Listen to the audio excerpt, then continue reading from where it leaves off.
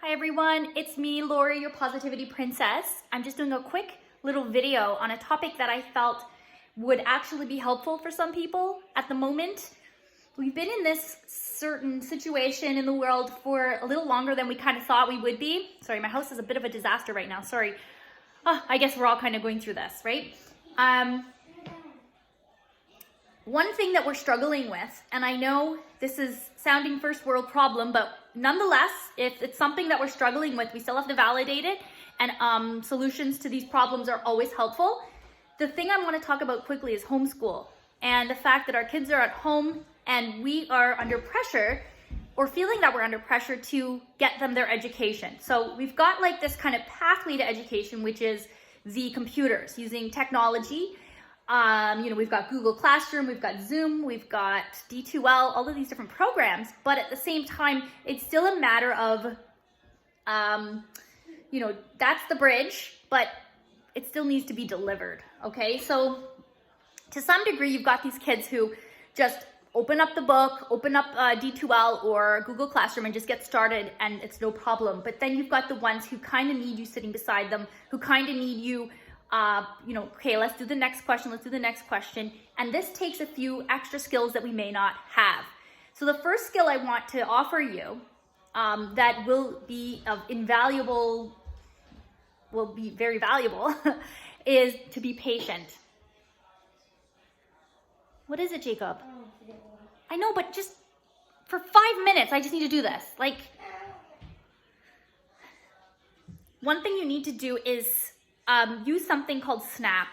And I've mentioned this before in other videos, and it's based on a program that's for kids who have trouble with impulse control. So it's called Snap, which is stop now and plan.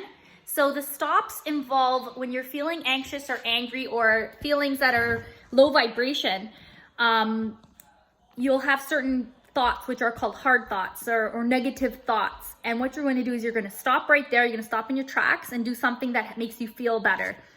What's going on, Jacob? Go lie down. Go on, lie down. I'll be right up. Okay, so I'm going to go check on him in 2 seconds. I don't know. He seems really tired today. What I want to say is when you're feeling that thing bubbling up on you where you're getting angry because they're not doing the work, or you're feeling like a little bit let down by the amount of productivity, take a deep breath, take a little walk, even around your home, get yourself some distance, some air, and come back to it after you've gotten your heart rate down. Okay, feel those feelings inside, feel that emotion and get it under control before you deal with it again. And come back with a cool thought, which is, if your hard thought was, I'm stuck at this, I'm screwing everything up, say, no, this is new for me, and there's a learning curve here. And as much as my child is learning through, Google Classroom, I'm still learning about Google Classroom. So cut yourself some slack. A couple of things I wanted to mention is that these are 5 things that I think would help you in being more prepared. I'm gonna sit over here for a second. I don't know how much light is gonna be shining on me. Okay. The first thing I want to say is supplies. Just have a few supplies out and ready to go. Even if you go into their backpack and pull out their pencil case so that they have maybe a pencil, sharpener, pen, eraser, and colored pencils and paper ready. The worst thing is when you've gotten into the groove and you've gotten started and then they made a mistake and they need an eraser right now. And as soon as you get up, the whole flow gets screwed up. So you want to have a few things ready, get those supplies out, okay? So that's number 1. Number 2 is routine. So in my family, the minute that this started, we tried to get into a schedule. We don't even use the same schedule we started with. It's changed a lot, but let me show you what we're kind of doing right now. Let me walk you over here. I don't want you to see all of this mess, but this is what we're kind of using as a daily schedule. As you can see, there's not even times necessarily beside it. We do try to stick with general times, but there's wake up and then we have breakfast, we do school, we relax a bit. What that means is quiet, relaxed time. So, devices get turned off. There's lunch, there's quiet time, outside time, we do dinner. Family time, we can be together or not together. We kind of are flexible with that. Story and reading. You can see my gray hair coming in. Snack and shower and bedtime. And they don't do showers every single day. They have them every other day so that, they're not even running around and getting sweaty in that. So, and they're 10 and 7. Oh my God. So they don't necessarily need showers every single day like maybe a teenager might, but either way, I'm saying schedule that stuff. You know, they don't have to follow it exactly.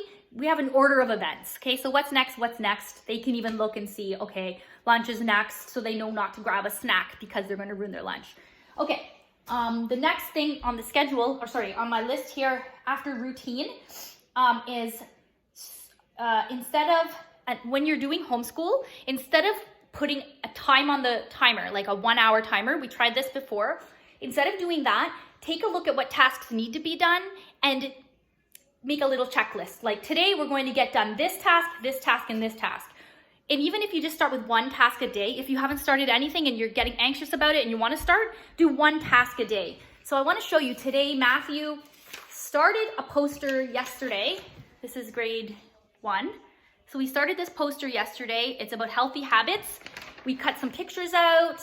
We don't even have flyers because flyers aren't even delivered anymore. So we couldn't even cut pictures out of flyers, you know, of foods and stuff that are for healthy habits. So we had to be very creative and look for other like workbooks he had that he wasn't using and things like that. But we were able to figure it out. And task number 2 today was to finish this, or sorry, make this comic.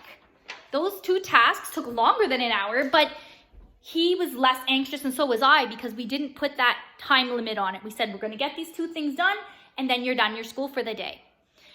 So that's my suggestion, is not to set a timer on the clock, but to, like in class at school, I'm a teacher as well. We have 75-minute periods. So when that timer goes off, you know, the bell rings, okay, see you later. Even if the kids didn't finish their work, it's done.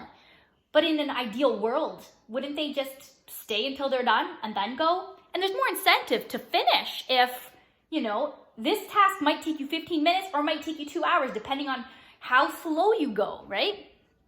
The next thing I want to mention, number 4, is stop being angry or mad. Stop being bitter about the fact that you have to do this with your kids.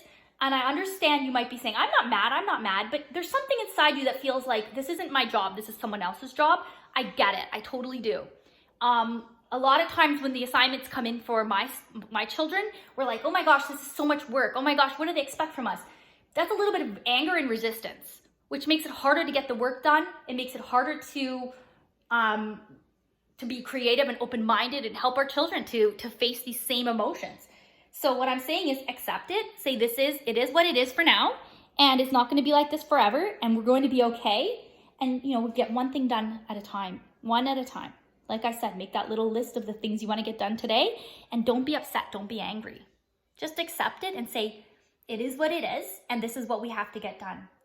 And remember, nobody's going to be punished for this having happened. The reason teachers are sending work home is because we are required to do so. And number 2 is that we want to keep the learning consistent. Okay, we don't want everyone to come back to school and say, oh my gosh, you know, let's say we do go back and there's 3 weeks left. We don't want everyone saying, oh my gosh, we've got to cover 6 months of curriculum in 3 weeks.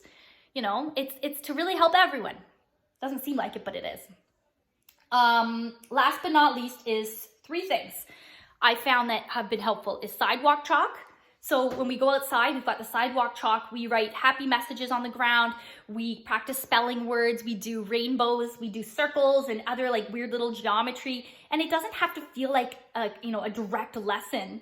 It can just be, let's draw certain things. Can you draw a person using only circles? Can you, write your name, but sound it out with the letters instead of the actual spelling. So if his name's Matthew, he writes the word mass and then like little weird little things where it's like these little learning moments, but doesn't feel like school, right? Okay, another thing is board games. Very useful, a lot of skills in board games. Go for it. Even bring them outside, bring them to the picnic table. I know you can't go to the park, but just bring them out to your yard if you have one. I hope you do. Open the window and sit near the window and play a board game. And then another thing is paper. I find paper, as long as you have paper and pens or markers or something, you put it out in front of them and they might not feel like doing it right away, but they'll inevitably pick up that paper and marker or whatever and draw something or write something.